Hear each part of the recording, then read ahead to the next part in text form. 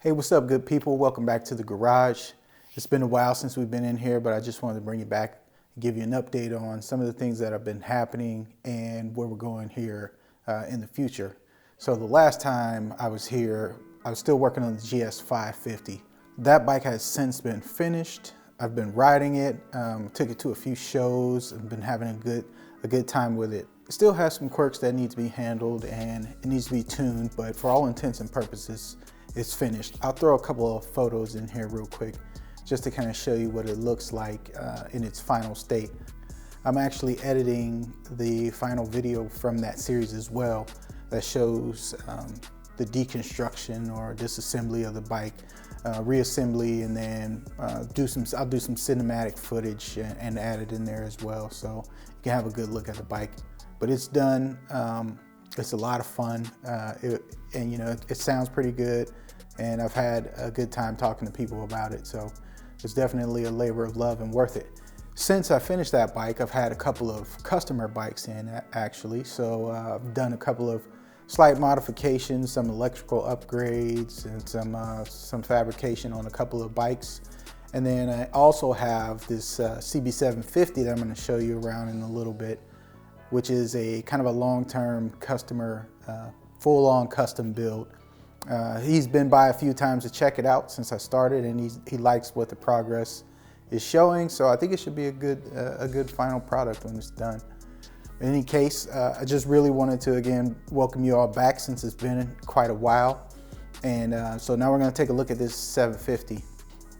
All right, here you go. CB750. You can see right now I've got pretty much all of the new wiring installed, but it's in a kind of an interim state just to make sure everything worked. You can see here that we've got the M unit blue installed in there.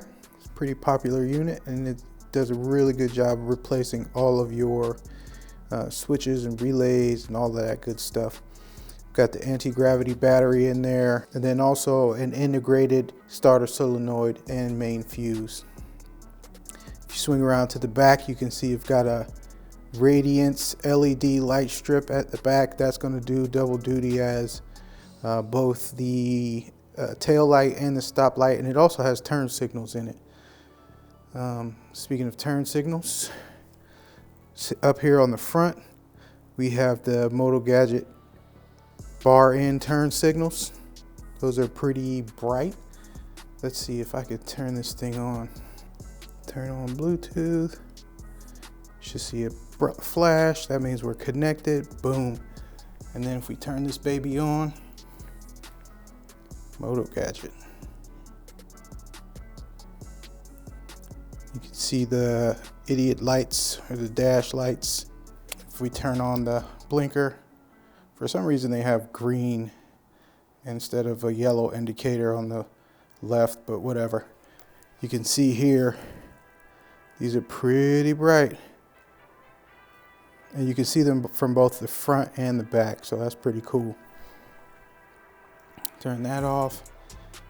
We've also got on here CRG levers on both the clutch and the brake side. They're not connected right now, but they're roller click levers. Pretty slick. And this one has also the CRG clutch perch. We have Rizoma brake fluid reservoir up front, just because it looks better than the OEM unit.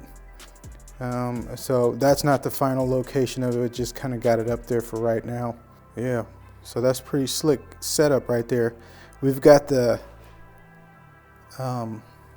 top clamp here that houses everything. That comes from Cognito Moto for the riser clamp, and then also the top clamp for the forks is from Cognito Moto.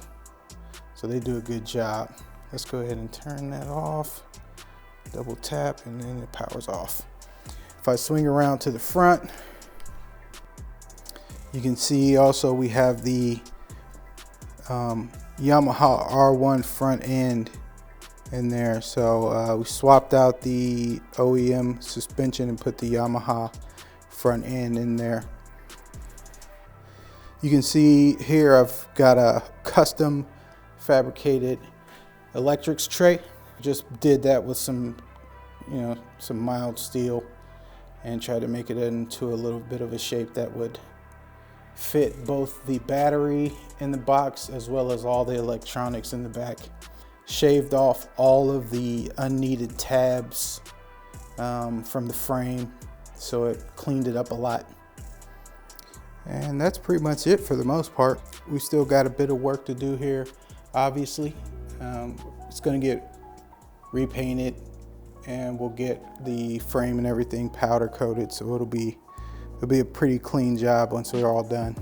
All right, that's gonna do it for this one. Thanks for watching. If you haven't already, please like and subscribe. If you have any questions about what's been going on or any questions in general, make sure you throw them down in the description, and I'll leave some links to some of the stuff that I talked about on the CB750 as well, in case you want to pick up some of those items for yourself. I think they're kind of top-notch components, and anybody would be happy to have them on their bike. So thanks again, and we'll see you next time. Peace.